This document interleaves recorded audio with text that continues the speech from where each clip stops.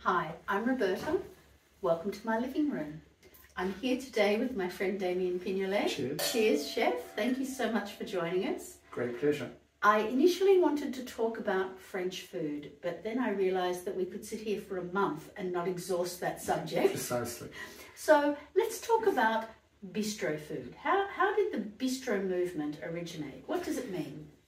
The word comes from a Russian word, which is bistrot, B-I-S-T-R-O-T. And when the Russian soldiers came into Paris at the time of the Napoleonic Wars, they were hungry and they were screaming, bistrot, bistrot, which means quick. Wow. And that's how the word morphed into bistro. But indeed, bistrot still exists, very much in Lyon. And even in Paris, I've eaten in restaurants that were bistrot rather than bistro, and I always wondered if there was a difference. But the predominance was Lyon for bistrot.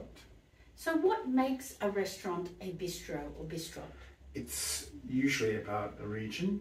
So for example, if it was a restaurant specialising in Niçoise food, a lot of dishes would have olives, tomatoes, eggplants, etc. And olive oil would be driving it more than butter. If it was Lyonnaise, it would be driven by onions. Not everything, obviously, but that's where the onions grow and have grown there since even before the Romans came. So the concept of regionality and seasonality, which sometimes almost sounds like a new idea, is the traditional idea behind bistros, using what's available. Exactly, and if one thinks about the world, the food of a region was what grew there easily. Of course. And so that, as I said about the onions and about the tomatoes, etc., they grew naturally at the right temperature throughout the year. And I always think of bistros as being very good value. Is that essentially part of the idea? I mean, value is the word I prefer, because if you go into a 3-star Michelin restaurant, you could have as many as one chef per guest. Right. So the labour cost is monumental, even though many of these people are not paid very much. In a bistro, it's going to be much lower level of staffing, so it reduces the costs. And also they want turnover. And they often have a very good value menu of the day, don't they? A 2 or 3 course plat menu. du jour. I remember vividly being in Nice and having been at the top, walked all the way down to the village.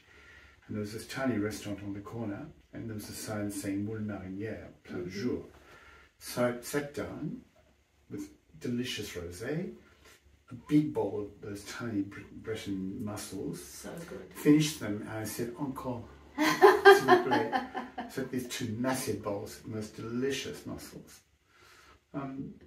So always it's immediate, it's fast, it's delicious. Delicious. Absolutely. And it usually comes with wine. That's right.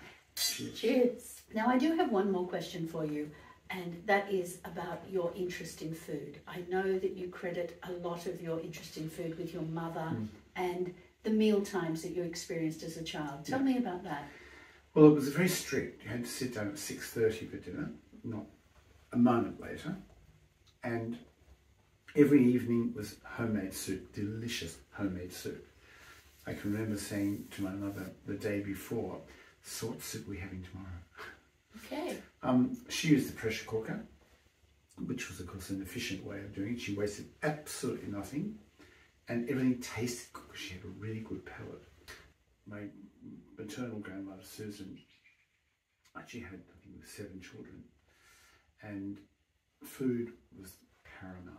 But she would take a pound of butter, a pound of bacon, and a pound of mushrooms, salt and pepper, and braise the mushrooms, which gave off this black ink, incredibly pungent, and then throw in big handfuls of parsley and put them on the toast. Oh, no wonder you became a chef. Exactly. Here's to grand-mère. Exactly.